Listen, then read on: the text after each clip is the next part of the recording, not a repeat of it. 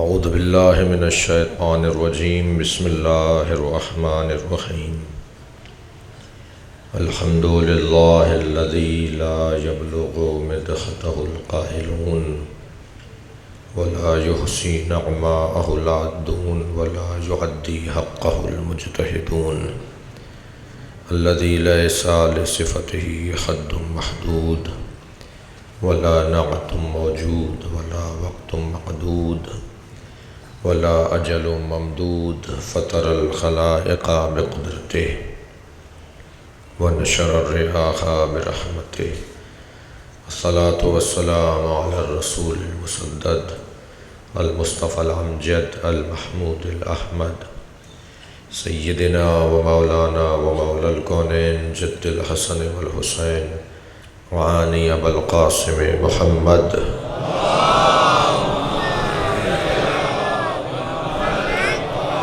وآله الطيبين الطاهرين المعصومين الذين قال الله إنما يريد الله ليذهب عنكم الرجس أهل البيت ويطهركم تطهيرا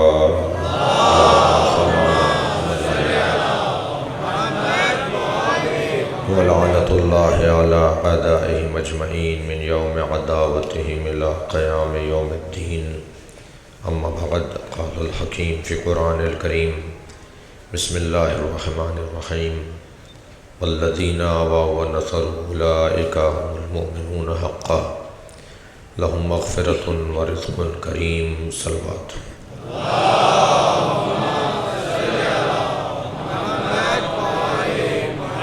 سورہ مبارکہ انفال کی 74ویں آیہ کریمہ جسے ایک مرتبہ پھر آپ کے سامنے تلاوت کیا۔ پروردگار عالم نبی مکرم کی حمایت کرنے والوں کی توصیف بیان کر رہا ہے۔ والذین آووا، وہ افراد جنہوں نے نبی کو پناہ دی، ونصروا، اور نبی کی مدد کی، اولئک هم المؤمنون حقا، وہی واقعی مومن ہیں۔ لہم مغفرۃ، انہی کے لیے مغفرت ہے، ورزق کریم، اور عمدہ رزق انہی کے لیے ہے۔ عزیزان گرامی، اس اشرے میں نبی کو پناہ دینے والوں میں جس پناہ پیغمبر کا ذکر کیا، جس آغوش اور ہجر الہی کا ذکر کیا، جسے عظمتوں کا مرقع اور مجموعہ کہا جائے، جسے فضائل اور تاریخ والملوک میں ایک سردار اور ایک سید کے نام سے یاد کیا جائے، جس نے انسانی اقدار اور انسانی تہذیب کے لیے، سماج اور معاشرے کے لیے بہترین اصول مرتب کیے، وہ حضرت ابو طالب ہیں۔ حضرت ابو طالب تاریخ کی ایک ایسی شخصیت کو کہا جاتا ہے کہ جو نبی نما پیغمبر جیسا وجود رکھنے والا ہوتا ہے، جو اپنی ذہانت، اپنی ہوشیاری، اپنی فراست، اپنی معاملہ فہمی اور اپنے اعلیٰ ظرفی کو ثابت کرتا ہے۔ لہذا حضرت ابو طالب نے تاریخ قریش ہی میں نہیں بلکہ تاریخ عرب، اور تاریخ عرب کیونکہ ایک تہذیب کا عنوان بھی رکھتی ہے، لہذا تاریخ بشریت میں ایک ایسے اصول مرتب کر کے دیے جو اسلام نے پسند فرمائے۔ اللہ نے اپنی شریعت میں، اللہ نے اپنے قرآن میں بہت ساری آیات ایسی نازل کی جو حضرت ابو طالب اپنے اشعار میں پہلے ہی کہہ چکے تھے۔ 4000 اشعار حضرت ابو طالب کے دلیل ہے وجود پروردگار پر۔ حضرت ابو طالب کے 11 قصیدے ہیں جن میں آپ نے نبی مکرم کی رسالت کا اقرار کیا ہے۔ ایک دو نہیں 11 قصیدے ہیں حضرت ابو طالب کے، جس میں سرکار حضرت ابو طالب نے نبی مکرم کی نبوت اور رسالت کا اقرار کیا ہے۔ دین کی حمایت حضرت ابو طالب نے اس انداز سے کی کہ جب حضرت حمزہ سید الشہداء حضرت حمزہ نے اسلام قبول کیا، کلمہ پڑھا، بظاہر نبی کی حمایت کا علنی اعلان کیا، تو نبی مکرم کی حمایت میں جب حضرت حمزہ نے ایسا کیا تو حضرت ابو طالب نے ایک جشن منعقد کروایا، اور جتنا خوش حضرت ابو طالب حضرت حمزہ کی کلمہ پڑھنے پر اور اسلام لانے پر اور اعلان کرنے پر اور اظہار ایمان کے اوپر خوش ہوئے، اتنا شاید ہی کوئی خوش ہو۔ ایک دفعہ نبی نماز پڑھا رہے تھے، مولا علی پیچھے نماز پڑھ رہے تھے، حضرت جعفر جو مولا علی کے بڑے بھائی ہیں ان سے حضرت ابو طالب نے فرمایا جیسے تمہارا چھوٹا بھائی تمہارے بڑے بھائی محمد کے پیچھے نماز پڑھ رہا ہے، تم بھی ایسے ہی جا کے ان کے پیچھے نماز پڑھو۔ قیسا لحاظہ ایک صلوات پڑھے ذرا محمد والے محمد۔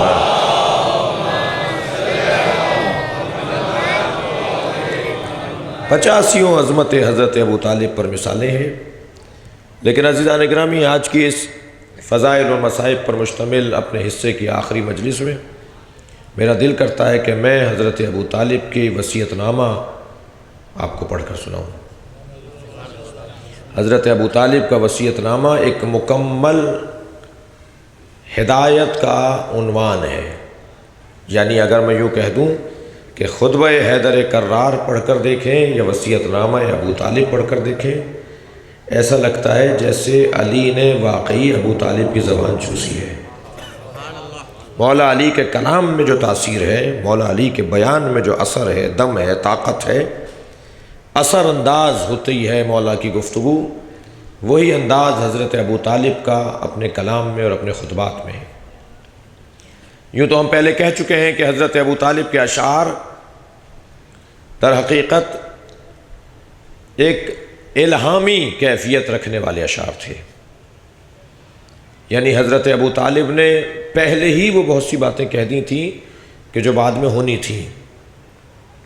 نبی مکرم شعر سننے کا، کہیں بھی نبی کی زندگی میں شعر سننے کا مطالبہ نہیں ملے گا، کبھی نبی نے فرمائش کی ہو مجھے شعر سناؤ یا خود شعر کہا ہو۔ صلوات پڑھیں ذرا محمد والے محمد۔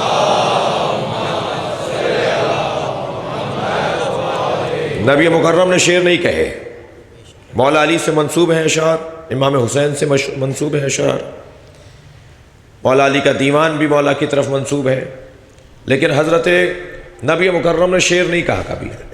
کچھ ایسے کام قصدن نہیں کیے، چاہے وہ اچھے تھے، اس لیے کہ لوگوں کی ہدایت کا تقاضا یہ تھا کہ وہ کام نبی نہ کریں۔ مثلا نبی نے کبھی تلوار نہیں اٹھائی، نبی نے کبھی قلم ہاتھ میں نہیں لیا۔ قلم ہاتھ میں یوں نہیں لیا کہ اگر انہوں نے قلم ہاتھ میں لے لیا ہوتا، ایک مرتبہ بھی کسی نے نبی کے ہاتھ میں قلم دیکھ لیا ہوتا، لکھتے ہوئے دیکھ لیا ہوتا، تو علم پیغمبر اس درجے کا تھا کہ یہ لوگ کہتے یہ قرآن انہوں نے لکھا ہے، اللہ کا کلام نہیں ہے، کہا ہم ہاتھ میں قلم ہی نہیں لیں گے۔ صلوات پڑھیں ذرا محمد والے محمد۔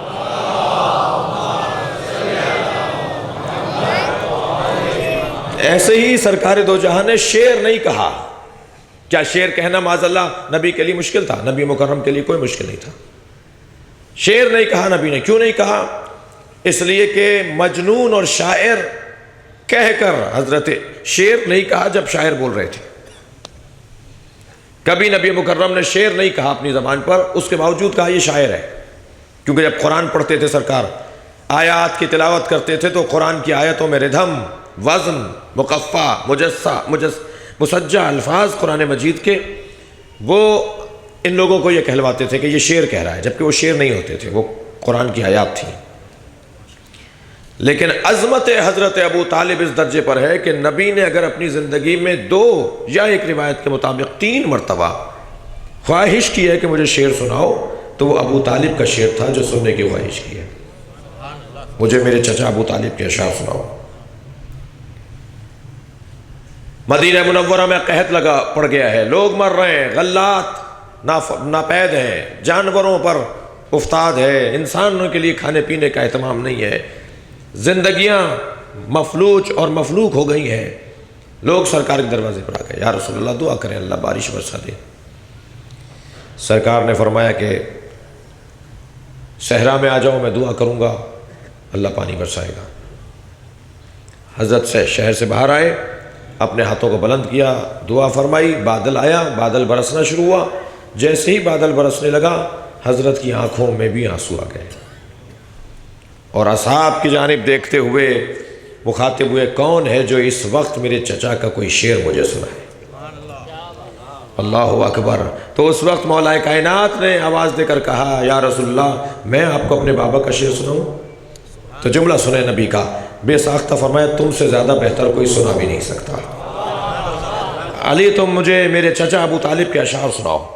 تو قصیدہ لامیہ جو حضرت ابو طالب کا مشہور قصیدہ ہے، ایک صلوات پڑھیں ذرا محمد والے محمد۔ اس سے بلند صلوات علیہ کریں۔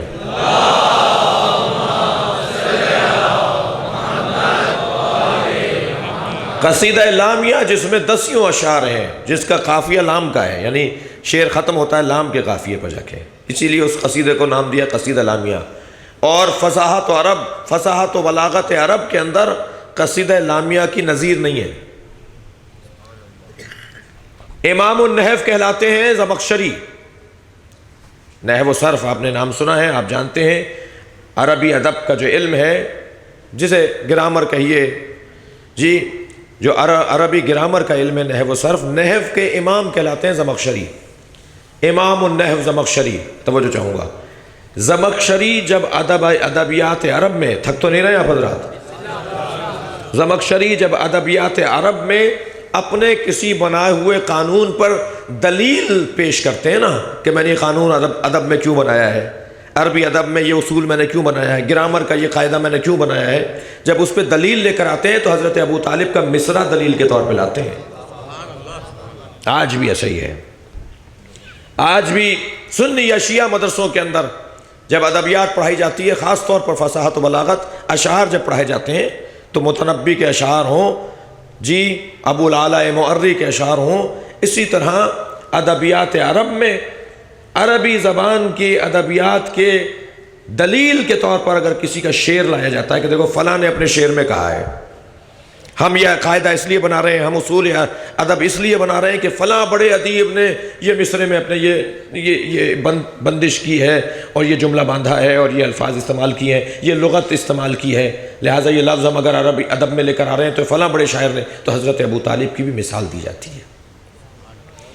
ویسے بھی عزیزان گرامی، فن جو ہوتا ہے نا اس کو موت نہیں ہوتی۔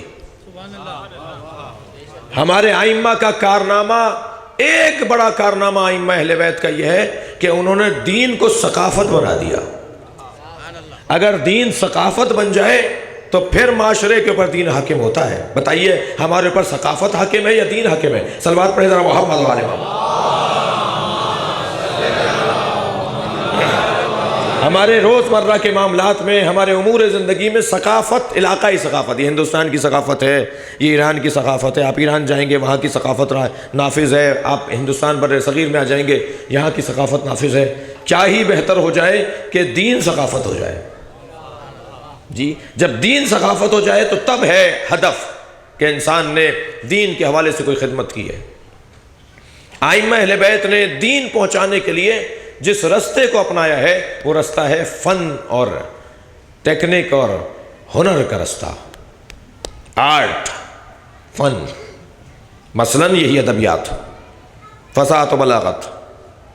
فصاحت و بلاغت کیونکہ ایک فن ہے، اس کو موت نہیں ہے۔ ہندو بھی اسے پسند کرے گا، عیسائی بھی اس کی طرف بڑھے گا، یہودی بھی اس کی طرف بڑھے گا، شیعہ بھی، سنی بھی، فن کا کوئی انکار نہیں کر سکتا۔ فن فن ہے، فن کے اندر سنی شیعہ نہیں ہوتا۔ توجہ ہے، فن کے اندر کوئی مذہب نہیں ہوتا، فن کے اندر کوئی رکاوٹیں اور فقہی اور تاریخی اختلافات کا سبب نہیں ہوتا۔ فن حاکم ہوتا ہے معاشرے کے اوپر۔ مجبوراً آپ اہل فن سے رجوع کرتے ہیں، اس سے یہ نہیں پوچھتے کہ تم سنی ہو یا شیعہ ہو۔ جو جس فن کا ماہر ہوگا آپ کو اس سے رجوع کرنا پڑے گا، آپ یہ نہیں پوچھتے کہ تم سنی ہو یا شیعہ ہو۔ تو کیا بہتر نہیں ہے کہ دین کے پیغامات کو فن میں ڈھال دیا جائے؟ تشیع کو فن میں ڈھال دیا جائے. صلوات پڑھیں ذرا محمد و آل محمد.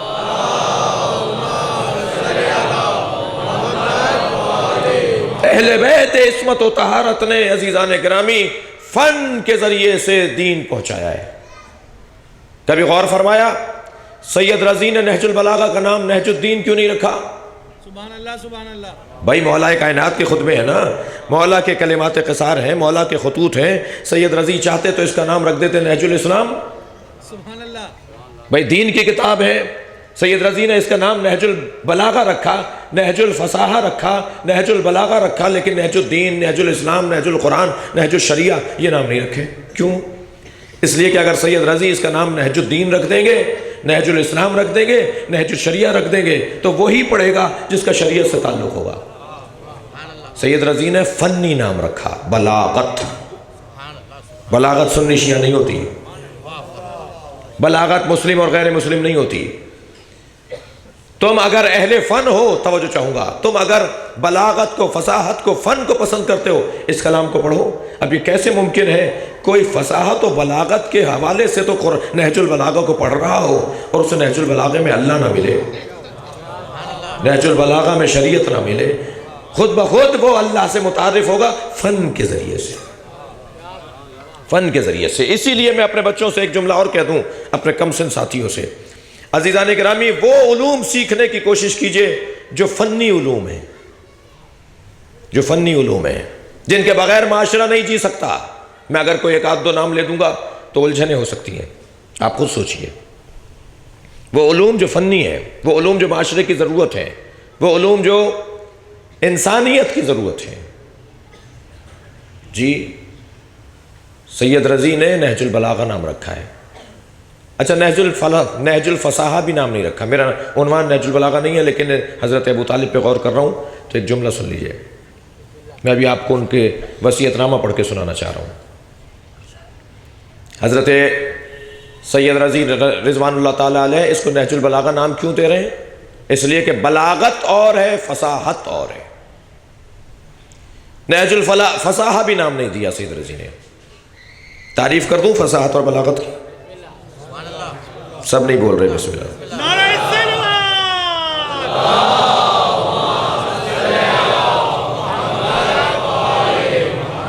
تھوڑا تھوڑا سا آگے آ سکیں گے آپ حضرات؟ ایک صلوات پڑھتے ہوئے کچھ آگے آ جائیے.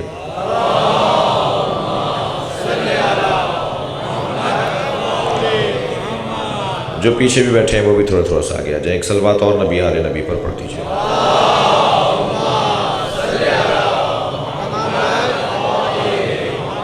فصاحت کی تعریف یہ ہے کہ مسجع، مقفع، مزین، نپے تلے پیارے میٹھے الفاظ کا استعمال اگر کہیں ہو رہا ہو تو اسے کہتے ہیں فصاحت. جی اور ان اچھے الفاظ کا صحیح جگہ پر انتخاب ہو جائے یہ ہے بلاغت. توجہ کیا آپ نے؟ مثال کے طور پر دسترخوان لگا ہوا ہو، توجہ چاہوں گا، اور آپ کسی بیٹھے ہوئے مہمان سے کہیں تناول فرمائیے، ذرا اس غذا کو بھی میل فرمائیے، ذرا اس سے بھی خوش ذائقہ فرمائیے دہان مبارک کو. کتنے اچھے الفاظ ہیں. یہ ہے فصاحت. لیکن اگر ماہ رمضان کے دن کے 2 بجے دسترخوان لگا کر یہی پیارے پیارے الفاظ بولیں تو فصاحت تو ہے، بلاغت نہیں ہے. بلاغت کہتے ہیں اچھے الفاظ کو صحیح وقت پر استعمال کرنا. علی بتائیں گے کہ بولا کیسے جاتا ہے اور کہاں بولا جاتا ہے. صلوات بھیجے محمد و آل محمد.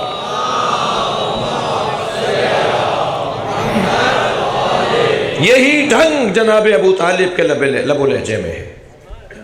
اور کیوں نہ ہو، ایسا لگتا ہے حضرت علی کے کلام کو پڑھ کر اور حضرت ابو طالب کے دیوان کو رکھ کر، دونوں چیزوں کو آپ ساتھ رکھیے، نہج البلاغہ اور دیوان ابو طالب.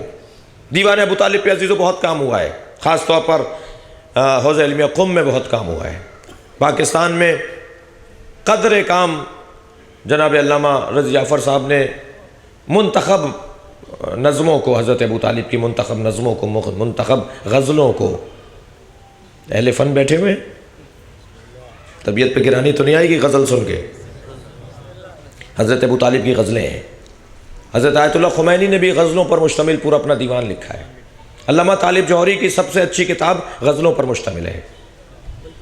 جی بات فن کی ہو رہی ہے، بات فن کی ہو رہی ہے، حضرت ابو طالب کے ادب کی بات ہو رہی ہے۔ ایک سلوات پڑھے ذرا محمد و آل محمد۔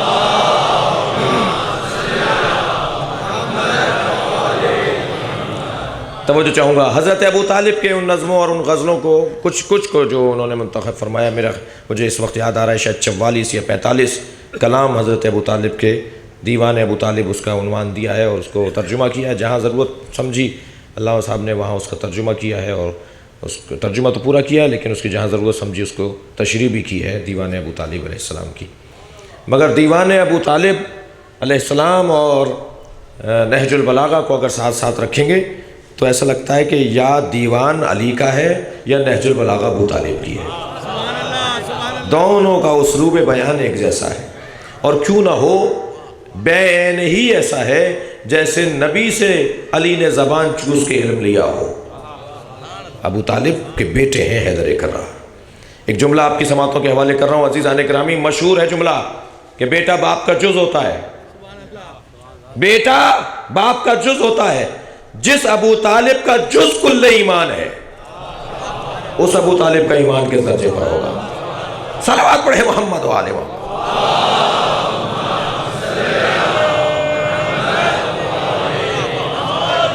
آمادہ ہیں میں وصیت نامہ پڑھ کے سناؤں؟ حضرت ابو طالب کا وصیت نامہ۔ آج فضائل اور مصائب پر مشتمل میرے حصے کی آخری مجلس ہے۔ حضرت ابو طالب کا وصیت نامہ پکار کے بتائے گا کہ ابو طالب کے زندگی کا حاصل کیا ہے۔ وصیت نامہ انسان کی زندگی کا نچوڑ ہوا کرتا ہے۔ خصائص الکبریٰ، طبقات ابن سعد، تفسیر کبیر، سیرہ حلبیہ، مواہب الدنیہ، یہ 5 کتابیں اہل سنت کی ہیں جس میں حضرت ابو طالب کا وصیت نامہ لکھا ہوا ہے۔ اچھا اگر آپ کی توجہات بہتر ہوں گی تو میں اچھے انداز سے پڑھ سکوں گا۔ بوسوں کے چہرہ مبارک کی مجھے صحیح زیارت نہیں ہو رہی تو مجھے نہیں معلوم کہ آپ تھکان آپ نے اپنے اوپر طاری کی ہوئی ہے یا میرے ساتھ ہیں آپ؟ جی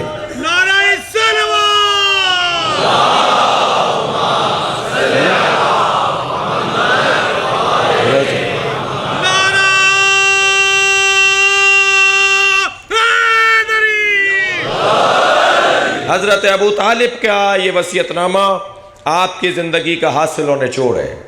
ویسے بھی وصیت نامہ زندگی کا حاصل ہوا کرتا ہے، جو اس نے اپنی زندگی میں کیا، دیکھا، سمجھا، اپنے آپ کو کسی منزل پر پہنچایا، اس کا نتیجہ وہ وصیت نامے کی صورت میں دیتا ہے۔ ایک جملہ سن لیجئے، 3 راستے ہیں کسی شخصیت کو پہچاننے کے۔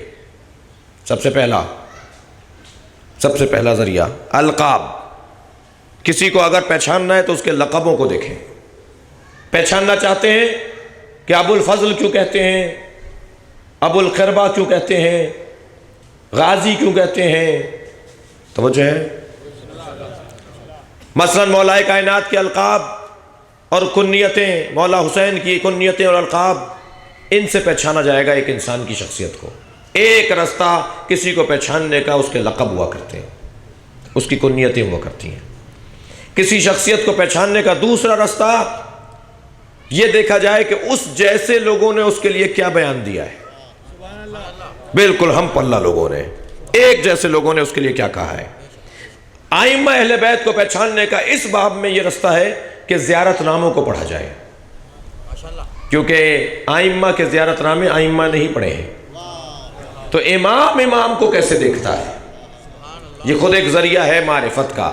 حضرت عباس کو سلام کرنے جا رہے ہیں امام ششم، چھٹے امام سلام کر رہے ہیں۔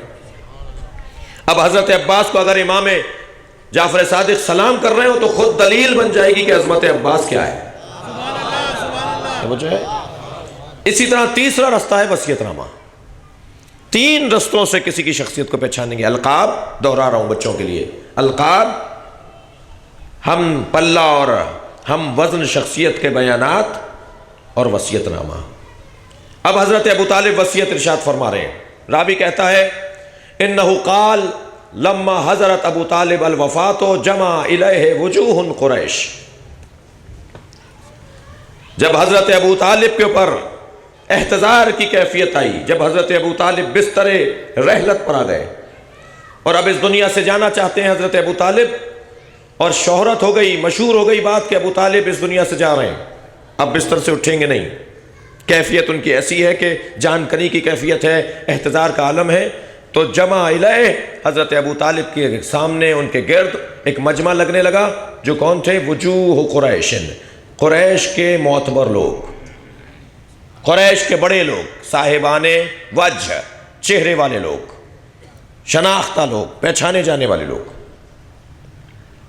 فَأَوْصَاهُمْ، حضرت ابو طالب نے انہیں دیکھ کر وصیت کرنا شروع کی۔ فَقَالَ يَا مَعْشَرَ الْقُرَيْشِ، آواز دے کر کہا، اے اہل قریش، اے سرداران قریش، انتم صفوۃ اللہ من خلقہ، تم اللہ کی مخلوق میں چنے ہوئے اور منتخب لوگ ہو، تم صفوۃ اللہ ہو، اللہ کے منتخب لوگ ہو مخلوق الہی پر۔ وَقَلْبُ الْعَرَبِ فِيكُمْ، اور عرب کا دل تمہارے درمیان پوشیدہ ہے، عرب کا دل تمہارے درمیان موجود ہے۔ سید المطاع فیکم، ایسا سید و سردار جس کی اطاعت واجب ہے وہ تمہارے درمیان ہے۔ اللہ اکبر۔ فرماتے ہیں وفیکم المقدم الشجاع الواسع الباء، تمہارے درمیان سرداری کرنے کا لائق فرد موجود ہے، تمہارے درمیان شجاع ترین فرد موجود ہے، تمہارے درمیان بزرگی اور برتری رکھنے والی ذات موجود ہے۔ اللہ اکبر۔ فرماتے ہیں وَعْلَمُوا، جان لو، أَنَّكُمْ لَمْ تَتْرَكُوا الْعَرَبْ فِي الْمَعْصِرِ نَصِيبًا، عرب کو کوئی منزلت نصیب نہیں ہوئی مگر وہ تم نے ضرور حاصل کر لی۔ إِلَّا حَرَسْتُمُوهُ وَلَا شَرَفًا إِلَّا أَدْرَكْتُمُوهُ، عرب کو کوئی شرف نہیں حاصل ہوا مگر وہ شرف تم اہل قریش نے پایا، حاصل کیا۔ تھکے تو نہیں ہیں حضرات؟ تھوڑی گردن ہلاتے رہیے، مجھے لگے کہ آپ سن رہے ہیں۔ فَلَكُمْ بِذَلِكَ عَلَى النَّاسِ الْفَضِيلَةُ، توجہ ہے، اس بنیاد پر تمہارے لیے پروردگار عالم نے انسانوں پر فضیلت عطا کی ہے، اللہ نے تمہارے لیے انسانوں پر فضیلت عطا کی ہے۔ وَلَهُمْ بِهِ إِلَيْكُمْ الْوَسِيلَةُ، اور جتنے بھی معاشرے میں انسان رہتے ہیں وہ سب تمہارے وسیلے کے محتاج ہیں، تمہارے ذریعے سے کہیں پہنچنا چاہتے ہیں۔ فرمایا الناس الیکم حرب وعلی حربکم علب، اور تمام تر کمالات اور فضائل کی بنیاد پر لوگ تمہارے دشمن بھی ہیں، اس لیے کہ حسد کی آگ میں جل رہے ہیں۔ اللہ اکبر۔ یہ طے کر رہے ہیں نا حضرت ابو طالب کہ دشمنی حسد کی بنیاد پر ہوتی ہے۔ معاشرے میں ایک بہت بڑا طبقہ آپ کو ملے گا جو حسد کی بنیاد پر دوسرے کو ختم کرنا چاہتا ہے۔ جی کمال تو یہ ہونا چاہیے کہ انسان رشک کرے، حسد نہ کرے۔ اگر میرے پاس یہ چیز موجود نہیں ہے اور فلاں کے پاس موجود ہے تو کوشش یہ ہو کہ وہ میرے پاس بھی آ جائے، اس کے پاس بھی رہے، یہ ہے رشک۔ اللہ اکبر۔ اور حسد ہے کہ اس کے پاس نہ رہے، میرے پاس آ جائے، اور یہ ایک ایسی بیماری ہے، اخلاقی بیماری ہے، اخلاقی کمزوری ہے۔ فرما رہے ہیں اسی بنیاد پر عرب تم سے دشمنی کر رہا ہے اور تم سے لڑنے کا اہتمام کر رہا ہے۔ انی اوصیکم بتعظیم ھذہ البنیہ، لیٹے ہوئے بستر پر خانہ کعبہ کی طرف اپنی انگلی سے اشارہ کر رہے ہیں، فرما رہے ہیں بس میں تمہیں ایک وصیت کرتا ہوں، اس عمارت کی تعظیم کرنا۔ خانہ کعبہ کی طرف رک کر کے اشارہ کر کے فرما رہے ہیں اس عمارت کی تعظیم کرنا۔ اوصیکم بتعظیم ھذہ البنیہ، اس بنیاد کی، اس عمارت کی تعظیم کرنا۔ کیوں؟ فَإِنَّهَا، اب دیکھیں حضرت ابو طالب کا کمال دیکھیے۔ حضرت ابو طالب جو اب اس نصیحتیں کرنے جا رہے ہیں، اب نصیحتیں ہو رہی ہیں، وصیتیں ہو رہی ہیں، ٹھیک ہے؟ وصیتوں میں صرف حضرت ابو طالب نے حکم صادر نہیں فرمایا ہے، بلکہ جیسے آپ نے سنا ہوگا علل الشرائع، شریعت کی علتیں کیا ہیں، ایسے ہی علل الاخلاق بیان کر رہے ہیں ابو طالب۔ اگر میں تمہیں نیکیوں کی دعوت دے رہا ہوں، اگر میں تمہیں اچھا انسان بنانا چاہتا ہوں تو میں دلیل بھی دے رہا ہوں کہ اس بنیاد پر یہ کام کرنا، سمجھا کر بتا رہے ہیں، زبردستی نہیں بتا رہے، حکم نہیں دے رہے۔ فرما رہے ہیں کیوں اس گھر کی تعظیم کرنا؟ فَإِنَّهَا فِيهَا مَرَضَاتٌ لِلرَّبِّ، اس میں تمہارے لیے 3 فائدے ہیں۔ خانہ کعبہ کی تعظیم کرنا، اس میں تمہارے لیے 3 فائدے ہیں۔ سب سے پہلا فائدہ اس میں یہ ہے کہ کعبے کی تعظیم کرو، رب راضی ہو جائے گا۔ صلوات پڑھے محمد و آل محمد پر۔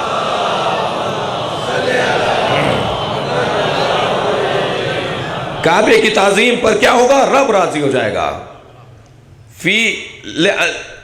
فیہا مرضات للرب، رب کی مرضیاں اس میں ہیں۔ وقواما للمعاش، اور دوسرا فائدہ کعبے کی تعظیم کرنے سے یہ ہوگا تمہاری معیشت بہتر ہو جائے گی۔ اللہ اکبر! کون کہتا ہے عبادت کرنے سے معاش خراب ہوتا ہے؟ جی، عبادت کرنا فارغ لوگوں کا کام ہے۔ دنیا کا کاروبار، دنیا کا ماہر ترین تاجر ہے ہی وہ جو اچھا حاجی ہو۔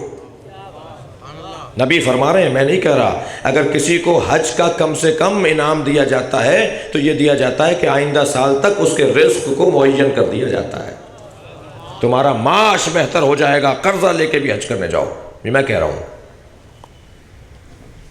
وہ جو ہے قرضہ لے کے فریج تو خرید لیتے ہیں، قرضہ لے کے پلاٹ تو خرید لیتے ہیں، قرضہ لے کے فلیٹ تو لے لیتے ہیں، قرضہ لے کے کبھی اللہ کی عبادت بھی تو کی جائے، قرضہ لے کے کبھی جانور قربان بھی تو کیا جائے۔ صلوات پڑھیں ذرا محمد و آل محمد۔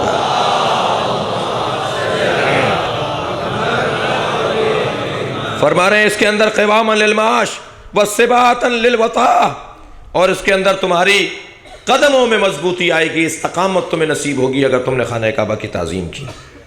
اب سنیں حضرت ابو طالب کی وصیت کا دوسرا حصہ، آگے بڑھ رہی ہے بات۔ سلو ارحامکم، اپنے رشتہ داروں سے تعلقات بحال رکھو۔ شب عاشور نصیحتیں سنا رہا ہوں حضرت ابو طالب کی۔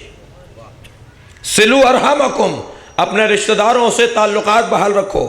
ولا تقطوها، اور خبردار قطع رحمی نہ کرنا۔ اب اس کا جواب دے رہے ہیں، کیوں صلہ رحمی رکھو، کیوں قطع تعلقات نہ کرو، کیوں قطع رحم نہ کرو؟ صلہ رحمی کے کیا فائدے ہیں؟ دلیل دے رہے ہیں۔ فإن صلة الرحم مناۃ فی الرحل، پہلا فائدہ صلہ رحمی کا یہ ہے تمہاری عمر بڑھ جائے گی۔ اگر چاہتے ہو اپنی زندگیاں بڑھاؤ تو رشتہ داروں سے تعلقات کو بحال کرو۔ دوسرا فائدہ وزیادۃ فی العدد، تمہاری تعداد میں اضافہ ہو جائے گا، تمہارے گھر میں برکتیں ہونے لگیں گی۔ اپنے رشتہ داروں سے تعلقات اچھے رکھو۔ وَاتْرَكُوا الْبَاغِي، سنو، بغاوت ترک کر دو۔ اب یہ لفظ بغ کیا اور بغاوت کا معمولاً استعمال ہوتا ہے گروہوں کے درمیان تصادم، تنظیموں کے درمیان تصادم، ملکوں کے اندر سیاسی اور مذہبی جماعتوں کی بغاوت، یا مثال بغاوت اس معنی میں آتا ہے کہ جی کسی کے خلاف کھڑے ہو جانا، ٹھیک ہے صحیح۔ لیکن یہاں حضرت ابو طالب جو فرما رہے ہیں باغی کا لفظ وَاتْرَكُوا الْبَاغِ، باغ سے مراد یہ جو ہمارے گھروں میں جو رشتے ہوتے ہیں، نند، دیورانی، جٹھانی، جی یہ جو ہمارے گھر کے اندر رشتے ہوتے ہیں، ان میں جو شرارتی کام ہو رہے ہوتے ہیں نا، اس کی ادھر سے اس کی لگا دی، اس کو ادھر پہنچا دیا، اس کا خبر اس کو دے دی، تمہارے لیے یہ کہہ رہی تھی، تمہارے لیے وہ کہہ رہی تھی۔ اچھا میں بات تو آپ سے کر رہا ہوں اور مخاطب کر رہا ہوں عورتوں کو، اس لیے کہ مجھے معلوم ہے ہمارے بنی ہاشم میں بہت بڑی تعداد خواتین کی بیٹھی ہوئی ہے۔ جی میں کیسے نظر انداز کر دوں مسائل کو؟ بھائی کچھ آپ کے ہاں بھی بہت زیادہ کام رضی اللہ تعالیٰ عنہ نہیں ہے۔ سبحان اللہ، سبحان اللہ۔ صلوات پڑھیں ذرا محمد و آل محمد۔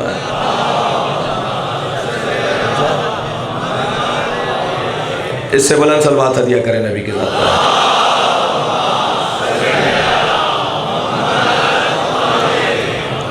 مجھے معاف کریں گے آپ تھکے ہوئے بہت ہیں، مگر میں جلدی حضرت کی اس وصیت نامے کو پڑھ کر سنا رہا ہوں۔ حضرت فرما رہے ہیں وَاتْرَكُوا الْبَاغِي، یہ جو ٹول لگانا، ادھر سے ادھر پہنچانا اور بغاوت پھیلانا اور لڑائیاں کروانا، اس کو ترک کر دو، یہ کام اچھا نہیں ہے۔ وَاتْرَكُوا الْبَاغِي وَالْعُقُوقِ، والدین کی نافرمانی چھوڑ دو، والدین کی نافرمانی نہ کرو۔ فَفِيهِمَا، ان دونوں کاموں میں لڑائی کروانا، ادھر سے ادھر لگانا، والدین کی نافرمانی کرنا، ان دونوں کاموں میں بڑا نقصان ہے، اور وہ کیا ہے؟ حلق القرون، خاندان برباد ہو جاتے ہیں، خاندان برباد ہو جاتے ہیں۔ عجیب الداعی، اگر کوئی تم سے مدد مانگ رہا ہو اسے جواب دو، اس کی مدد کرو۔ کوئی تمہیں پکار دے رہا ہو کہ مدد کرو، اس کی مدد کرو۔ خبردار، ابو طالب کو پسند نہیں ہے یہ جملے کہ ہم کیا کر سکتے ہیں اور ہم کیا کر لیں گے۔ ابو طالب کے لغت میں مدد مانگنے والے کو جواب دینا واجب ہے، چاہے تم اپنی حیثیت کا جواب دے رہے ہو۔ یہ کس نے کہا ہے کہ جو اسے چاہیے وہ پہنچا دو؟ کم سے کم کوشش کرنے والوں میں تو شمار کیے جاؤ۔ اس نے آواز دی تھی، اس نے مدد کے لیے پکارا تھا، ہم اتنا کچھ نہیں کر سکتے تھے لیکن چل کر چلے گئے اس کے پاس، اسے بات کر لی، اسے تسلی دے دی، اسے حوصلہ دے دیا، اتنا تو کر لو۔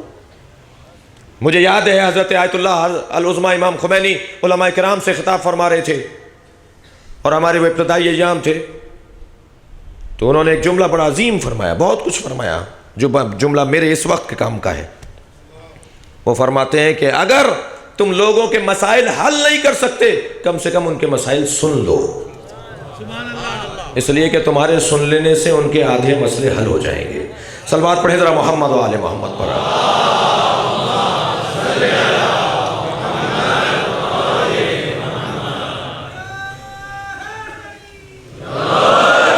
پکارنے والوں کو جواب دو، مدد مانگنے والوں کی مدد کرو۔ وَأَيْتُ السَّائِلِ، اور اگر کوئی سوال کر رہا ہو تو اسے عطا کرو، کچھ مانگ رہا ہو تو اسے دے دو، جتنا دے سکتے ہو دے دو، اس لیے کہ دینے کا تعلق پیسے سے نہیں ہے، دل سے ہے۔ ہمت تو کرو، ہمت تو کرو۔ اللہ اکبر۔ فَإِنَّ فِيهَا، اب دیکھیں جواب دے رہے ہیں، علت بتا رہے ہیں حضرت ابو طالب، کیوں مانگنے والوں کا، سوال کرنے والوں کا جواب دو، کیوں پکار لگانے والوں کی مدد کرو، کیوں کرو؟ اس کا ایک فائدہ ہے، فَإِنَّ فِيهَا شَرَفُ الْمَوْتِ وَالْحَيَاةِ، اس لیے کہ اس میں اچھی موت اور اچھی حیات پوشیدہ ہے۔ اگر تم نے لوگوں کے مسائل کو حل کیا تو تمہاری موت اچھی ہوگی اور تمہاری حیات اچھی ہو جائے گی۔ اللہ اکبر۔ وَعَلَيْكُمْ بِالصِّدْقِ الْحَدِيثِ وَأَدَاءِ الْأَمَانَةِ، میں تم پر واجب قرار دیتا ہوں کہ سچ بولا کرو۔ ایک آدھ دو ہی سبحان اللہ بول رہے ہیں، بھائی گردن ہلانے پہ پابندی نہیں ہے، گردن ہلا دیا کریں، نفسیاتی مسئلہ ہے تھوڑا سا۔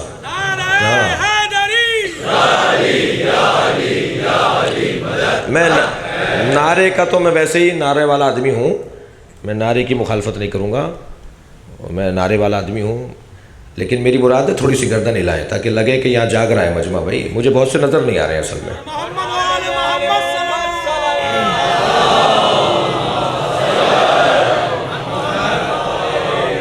ایک بھرپور اللہ صلی علی محمد۔ بات آگے بڑھاؤں یا نہیں بڑھاؤں؟ ہاں ایسے کچھ بولی ہے نا، بات کیجئے نا۔ میں وصیت نامہ پورا سناؤں آپ کو یا نہیں سناؤں؟ جی، حضرت ابو طالب کا وصیت نامہ پڑھ رہا تھا اور شاید بہت سارے بچوں کے لیے نئی چیز ہو۔ وَعَلَيْكُمْ بِالصِّدْقِ الْحَدِيثِ، میں تمہیں سچ بولنا واجب قرار دیتا ہوں، سچ بولتے رہنا۔ وَأَدَاءِ الْأَمَانَةِ، اور امانتوں میں خیانت نہ کرنا۔ کوئی تمہیں اگر امانت سوچ پہ سونپے تو اس کو اس تک لوٹا دو صحیح و سالم کیفیت میں۔ اب دلیل کیا ہے؟ کیوں سچ بولیں؟ بچوں کو سمجھا رہے ہیں یا پوری قوم کو سمجھا رہے ہیں؟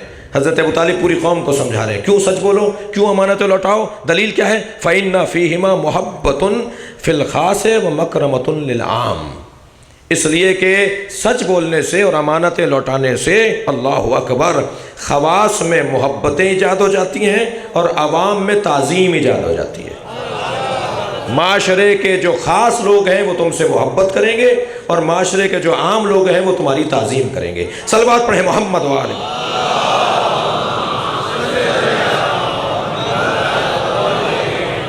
اب یہ 15 جملے پڑھ چکا ہوں میں اب تک 15 جملے حضرت ابو طالب کے پڑھ چکا ہوں۔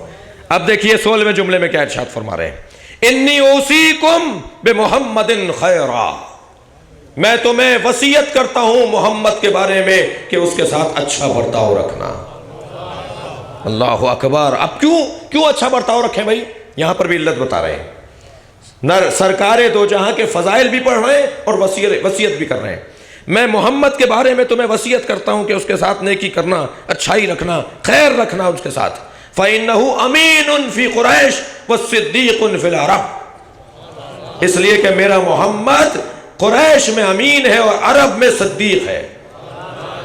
سارا عرب اسے سچا کہتا ہے اور سارا قریش اسے امین کہتا ہے۔ دلیل دے رہے ہیں، اس کی تعظیم کرو۔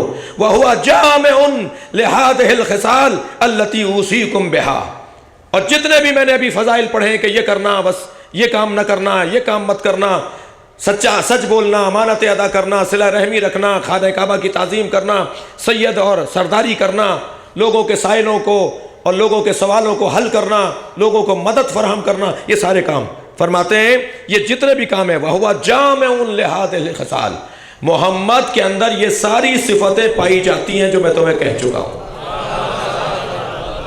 وَهُوَ جَامِعٌ لِهَٰذِهِ الْخِصَالِ الَّتِي أُوصِيكُم بِهَا وَقَدْ جَاءَكُم بِأَمْرٍ قَبِلَهُ الْجِنَانُ وَأَنكَرَهُ اللِّسَانُ مَخَافَةَ السَّنَانِ۔ اب حضرت ابو طالب کے اس وصیت نامے میں یہی وہ جملہ ہے کہ جو متشابہات میں سے ہے۔ قرآن مجید میں آیات محکمات بھی ہیں، قرآن مجید میں آیات متشابہات بھی ہیں۔ جو معاشرے کے اندر فساد پھیلانا چاہتے ہیں وہ کون سی آیات سے استفادہ کرتے ہیں؟ بولیے، متشابہات سے۔ اور جو معاشرے کے اندر اچھائی اور خیر اور فلاح پھیلانا چاہتے ہیں وہ محکمات سے استفادہ کرتے ہیں۔ حضرت ابو طالب کے پورے وصیت نامے میں جتنے جملے ہیں وہ محکمات پر مشتمل ہیں، ایک جملہ ہے جو متشابہات پر مشتمل ہے، اور جن کے دل ٹیڑھے ہوتے ہیں نا وہ قرآن مجید کی آیات متشابہات سے استفادہ کرتے ہیں، اور جن کے دل دنیا میں ٹیڑھے ہیں وہ ابو طالب کے اس جملے سے فائدہ لیتے ہیں۔ وہ جملہ کیا ہے حضرت ابو طالب کا؟ حضرت ابو طالب کیا فرما رہے ہیں؟ متشابہ جملہ ہے، وَقَدْ جَاءَكُم بِأَمْرٍ، یہ میرا محمد تم تک آیا ہے امر نبوت لے کر، قبلہ الجنان، میں نے اسے دل سے مانا ہے۔ بھائی کلمہ اور کسے کہا جاتا ہے؟ اپنے وصیت نامے میں فرما رہے ہیں میں نے قبلہ الجنان، جسے دل سے مانا گیا ہے، میں نے اسے دل سے مانا ہے۔ وَأَنْكَرُ اللِّسَانِ، مگر زبان سے میں نے اقرار نہیں کیا، میں نے زبان، یہی وہ ہے متشابہ۔ اس کے اوپر عزیزان گرامی میں نے 5 سنی کتابوں کے حوالے دیے ہیں، اہل سنت کے 5 معتبر لوگوں نے اس وصیت نامے کو لکھا ہے، اور سب نے شرح بھی لکھی ہیں، اور شرح لکھتے ہوئے یہاں آ کر بہت لمبی شرح کر دی جی، اتنے پیارے پیارے جملوں کو بھی لیا، لیکن یہاں کے بعض لوگوں نے شرح کی، کہنے لگے دیکھیے ابو طالب کہہ تو رہے ہیں کہ میں نے دل سے مانا ہے مگر زبان سے اقرار نہیں کیا۔ توجہ ہے حضرات کی عزیزان گرامی؟ اور کہا کہ ابو طالب ایمان لائے ہوتے تو کہہ دیتے نا کہ میں نے زبان سے بھی اقرار کیا ہے، ابو طالب نے کلمہ ہی نہیں پڑھا۔ تو یہاں پر ایک سنی عالم دین ہی جو لاہور کے ایک بہت بزرگ عالم دین ہیں، انہوں نے بہت اچھا جملہ یہاں پر لکھا ہے۔ وہ جملہ یہ کہتے ہیں، اللہ اکبر، وہ جملہ یہ کہتے ہیں کہ ابو طالب کہہ رہے ہیں یہ امر نبوت کے ساتھ آئے ہیں، میں نے دل سے مانا ہے، زبان سے انکار کیا، مخافت السنان، تاکہ میں اپنے بھتیجے کو مشرکین قریش سے بچا سکوں۔ اب بھی سمجھ میں نہیں آیا کہ کیوں انکار کیا ہے؟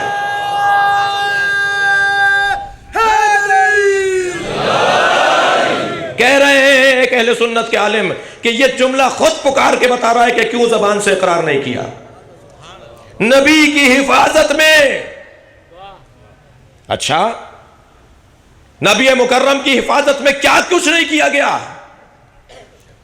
نبی غار میں ہے، اللہ اہتمام کر رہا ہے مکڑی کے جالے سے کہ نہیں ہے؟ سبحان اللہ، توجہ نہیں کیا حضرات ہے۔ نبی بستر پر نہیں ہے، علی کو لٹا کر اللہ اہتمام کر رہا ہے کہ ہیں؟ نبی بستر پر نہیں ہے، اہتمام ہو رہا ہے، غار میں ہے، اہتمام ہو رہا ہے نہیں ہے، اللہ تقیہ کرے تو جائز؟ نبی کی حفاظت میں اگر اللہ تقیہ کرے تو جائز، ابو طالب نبی کو بچانے کے لیے تقیہ کرے تو ناجائز کیسے ہوگا؟ صلوات پڑھے محمد و آل محمد۔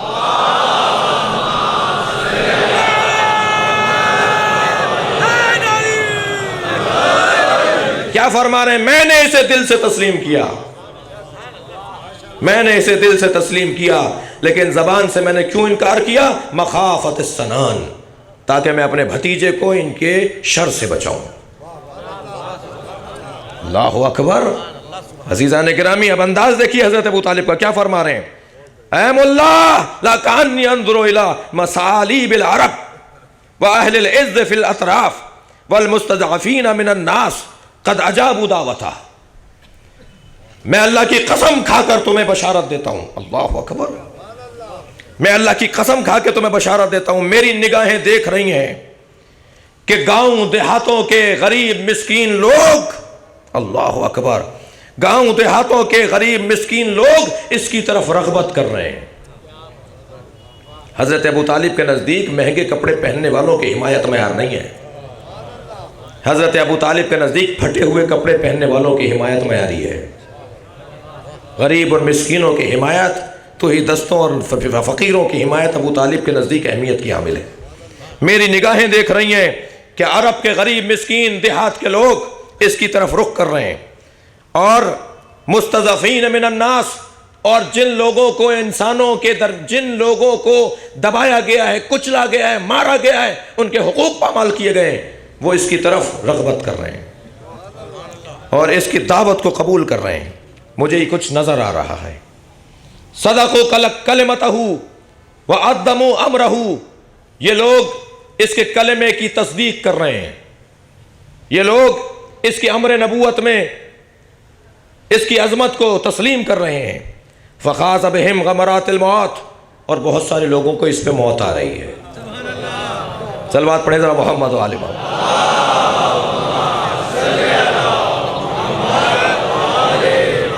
عزیزان گرامی، تھوڑی سی اب دیکھیے حضرت ابو طالب کیا فرما رہے ہیں۔ میں بہت زیادہ تشریح میں نہیں جا رہا، لیکن جہاں بہت ضرورت ہے وہاں کہہ رہا ہوں۔ فصارت رؤساء قریش وصنادیدها اذنابا ودورها خرابا، میں دیکھ رہا ہوں، اللہ اکبر، میں دیکھ رہا ہوں قریش کے وہ سردار جو میرے محمد کو تنگ کرتے رہے، پریشان کرتے رہے، میں دیکھ رہا ہوں وہ ذلیل ہونے کی طرف جا رہے ہیں۔ میں دیکھ رہا ہوں ان کے گھر برباد ہو رہے ہیں، اور میں دیکھ رہا ہوں جنہیں کل ضعیف کیا جاتا تھا، کچلا جاتا تھا، وہ معاشرے کے سردار بننے جا رہے ہیں۔ غریبوں کی حکومت آنے والی ہے۔ صلوات پڑھیں محمد والے۔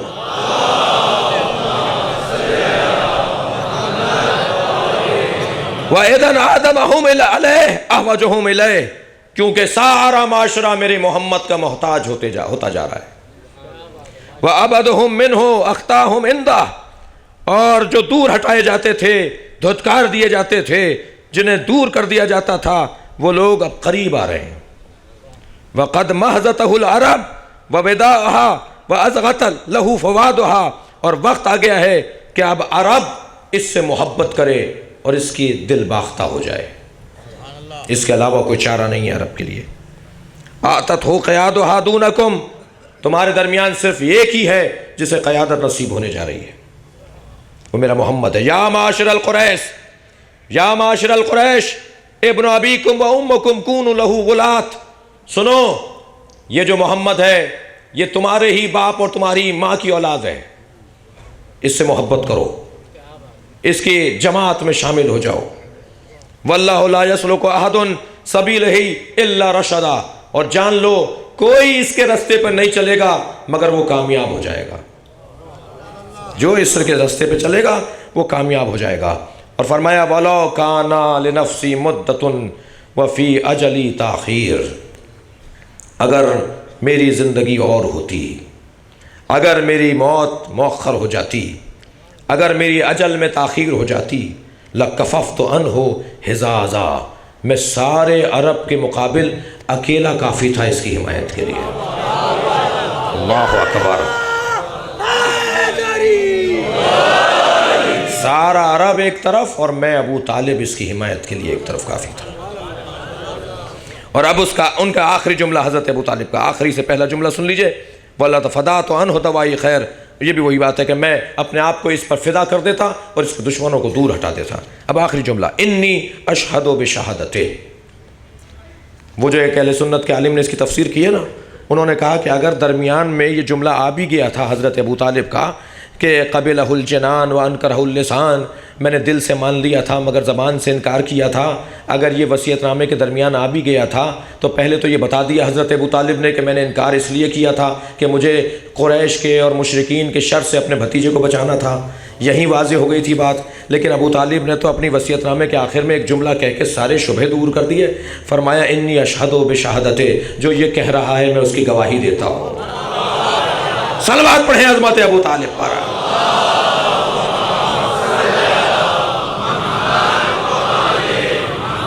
جو یہ کہہ رہا ہے میں اس کی گواہی دیتا ہوں۔ عزیزان گرامی، محسن کش قوم کبھی بھی معاشرے میں خدمت نہیں کر سکتی۔ آپ دیکھ رہے ہیں کہ کیا ہو رہا ہے ہمارے ملک میں، پوری دنیا میں۔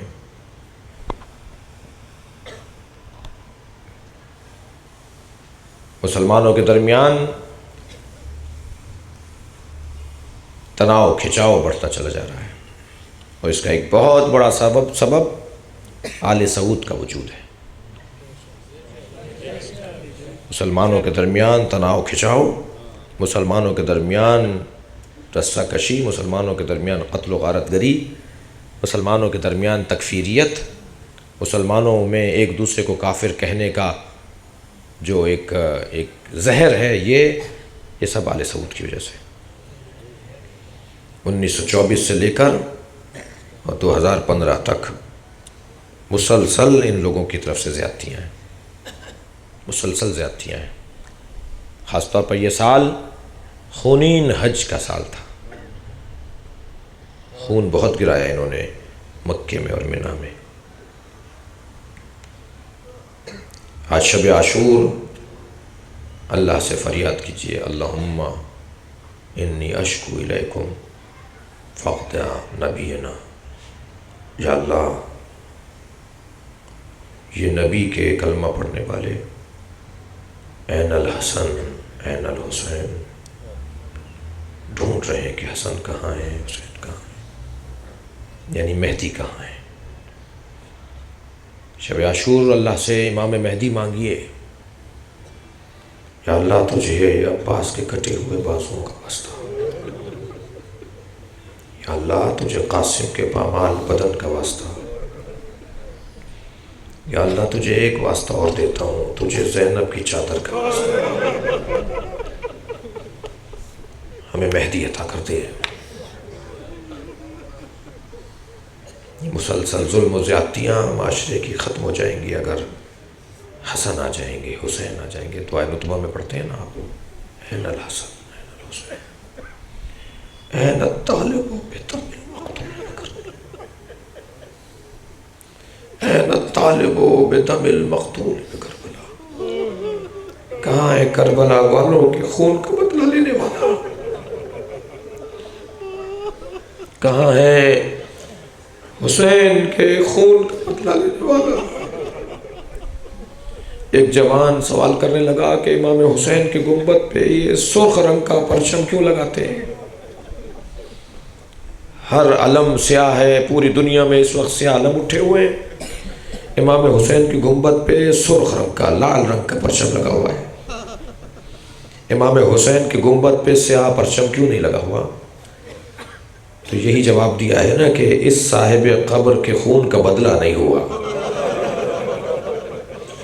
عرب کا دستور تھا جس کے خون کا بدلہ مؤخر کیا جاتا تھا نا، ابھی بدلہ نہیں، اور بدلہ ہونا ہے، بعد میں بدلہ ہونا ہے، اس کی قبر کے اوپر ایک سرخ رنگ کا پرچم لگا دیتے تھے۔ حسین کے گنبد پہ سرخ پرچم لہرا رہا ہے، این الطالب بدم المقتول بکربلا، کہاں ہے حسین ابن علی کے خون کا بدلہ لینے والا مہدی؟ چلیے اپنے ذہنوں کو ذرا زیارت ناہیہ کے چند جملوں سے یاد کریں، آج سوال کریں امام مہدی کہاں ہے؟ آج شب عاشور ہے، اتفاق سے ہندوستان میں، ایران میں، جی ہمارے پڑوسی ممالک افغانستان میں، مجھے اس وقت تحقیق نہیں ہے کہ عراق میں بھی آج عاشورہ ہے یا تاسوعہ ہے، 9 محرم ہے، تاسوعہ ہے۔ اتفاق ہے کہ اس پورے خطے کے اندر زیادہ تر علاقوں میں آج 9 محرم ہے۔ اب میں سوال کروں شب عاشور ہے، امام مہدی کہاں ہے؟ امام مہدی کہاں ہے اس وقت؟ چلیے اپنے ذہنوں کو بھی کربلا لے چلیے، کہیں کھڑے ہوں گے حسین کے پائتی، کہیں کھڑے ہوں گے امام مہدی امام حسین کے سرانے، کہیں بیٹھے ہوں گے علی اکبر کے پیروں کے قریب، کہیں کھڑے ہوں گے وہیں جہاں گنج شہیدہ ہے، اور شاید کبھی جاتے ہوں عباس کو سلام کرنے، کبھی پلٹ کر آتے ہیں حسین کو سلام، بین الحرمین کہیں مل جائیں گے۔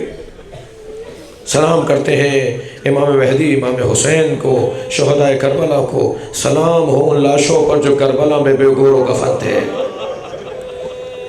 ایک جملہ تو امام مہدی کا عجیب سا ہے، عجیب رونے کے لیے ہے، فرماتے ہیں سلام ان رخساروں پر جن پہ خاک لگ گئی تھی۔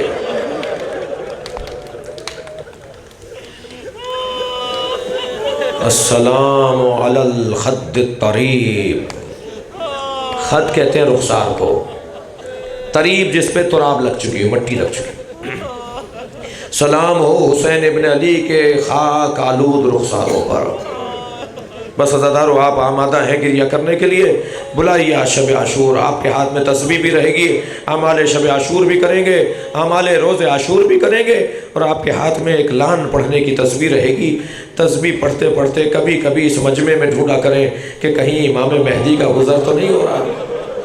امام ہماری مجلسوں میں آتے ہیں، امام کی ایک نگاہ خاص اگر اس مجلس پر ہو جائے تو اس سے بہتر قبولیت کی کوئی علامت نہیں ہے۔ بس عزاداروں میں نے مجلس کو مکمل کیا، چلیے کربلا میں اپنے ذہنوں کو لے چلیے۔ حسین کے سامنے علی اکبر کھڑے ہیں۔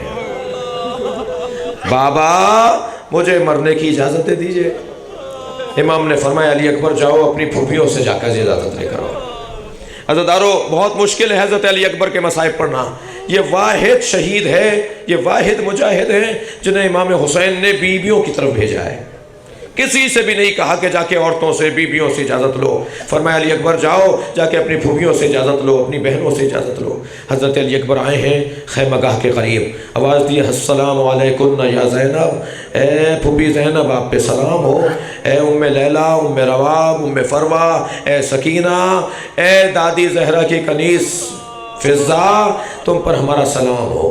ہر ایک بی بی نے اپنے اپنے خیمے سے جواب سلام دے دیا، لیکن ایک جملہ ایسا کہا علی اکبر نے جس پہ چیخیں بلند ہو گئیں، اور وہ جملہ یہ تھا ھذا السلام سلام الآخر، یہ علی اکبر کا آخری سلام ہے۔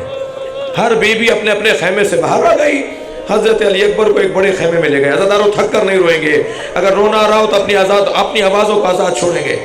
بیویوں نے علی اکبر کے گرد حلقہ بنا لیا، کوئی بازو تھام کے بات کرتی ہے، کوئی پیشانی کا بوسہ لے کر بات کرتی ہے، ایک چھوٹی سی بی بی ہے جو دامن نہیں چھوڑتی۔ راوی کہتا ہے خیمے کا پردہ اٹھتا تھا، علی اکبر باہر آتے تھے، بیویاں پھر لے جاتی تھی، پھر علی اکبر باہر آتے تھے، پھر بیویاں لے جاتی تھی۔ ایسا لگتا تھا جیسے جوان کی میت اٹھ رہی ہو۔ آ کر کھڑے ہو گئے، بابا میں اجازت لے کر آگے، اب مجھے جانے کی اجازت ہے، اب آپ کی بھی اجازت ہے۔ امام نے اپنے بچے کو تیار کیا، بالکل شبیہ پیغمبر بنایا، اور گھوڑے پر بٹھا کر حضرت علی اکبر کو رخصت کیا۔ ابھی حضرت علی اکبر کا گھوڑا کچھ آگے گیا تھا کہ کانوں میں آواز آئی جیسے کوئی دوڑتا ہوا آ رہا۔ اب جو مڑ کر دیکھا بوڑھا باپ ہے جو گھوڑے کے پیچھے دوڑ رہا ہے، آواز دے رہے حسین مہلن مہلا، اے میرے لال آہستہ جاؤ۔ فوراً گھوڑے سے اترے، کہا بابا آپ نے تو رخصت دے دی تھی۔